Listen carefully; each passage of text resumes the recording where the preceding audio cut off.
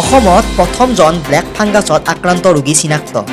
গুৱাহাটীৰ এপ'ল' হাস্পাতালত ভৰ্তি হৈ থকা ২৭ বছৰীয়া ক'ভিড ৰোগীৰ দেহত ব্লেক ফাংগাছ চিনাক্ত। এতিয়া মুখ্য কথাটো হ'ল, এই ব্লেক ফাংগাছনো আচলতে কি, ইয়াৰ লক্ষণসমূহ কেনেকুৱা আৰু আমি ইয়াৰ পৰা কেনেদৰে পৰিত্ৰাণ পাব পাৰোঁ।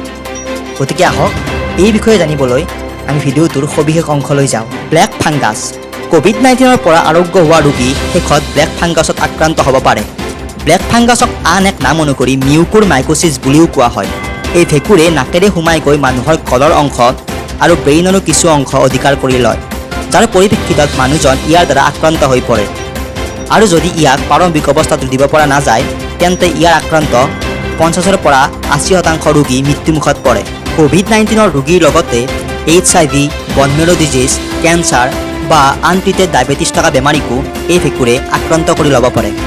ই যেতিয়া নাকেৰে প্ৰৱেশ কৰি লাংছ, ব্ৰেইন আৰু চেণ্ট্ৰেল নাৰ্ভাছ ছিষ্টেমত থিতাপি লয়, তেতিয়া আক্ৰান্তজনৰ জ্বৰ, মূৰৰ বিষ, গাৰ ছালবোৰ ৰঙা পৰা, চকু নাক উখহি উঠা, কাহিলে মুখেৰে ৰঙা বা ক'লাজাতীয় বিজলুৱা পদাৰ্থ ওলোৱা, লগতে উশাহত কষ্টও হ'ব পাৰে। ভেঁকুৰ আমাৰ পৰিৱেশত আগৰ পৰাই আছে আৰু এয়া আমি জানো, কিন্তু ই সুস্থ মানুহৰ ক্ষেত্ৰত নিষ্ক্ৰিয় বা অসুবিধা সৃষ্টি নকৰাকৈ থাকে।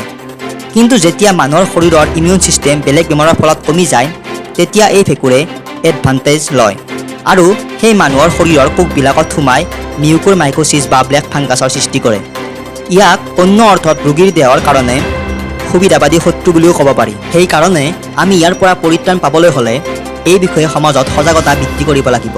ক'ভিডৰ পৰা আৰোগ্য হোৱা ৰোগীয়ে নিজৰ দেহৰ শক্তিখিনিৰ লগতে ইমিউনিটিখিনি ঘূৰাই নোপোৱালৈকে ঘৰৰ ভিতৰতে থাকিব লাগিব। ক'ভিডৰ পৰা আৰোগ্য হোৱা ৰোগীয়ে যাতে খেতি বাতিৰ লগতে কোনো কষ্টকৰ কামত ব্যস্ত হৈ নপৰে, তাৰ প্ৰতিও গুৰুত্ব ৰাখিব লাগিব।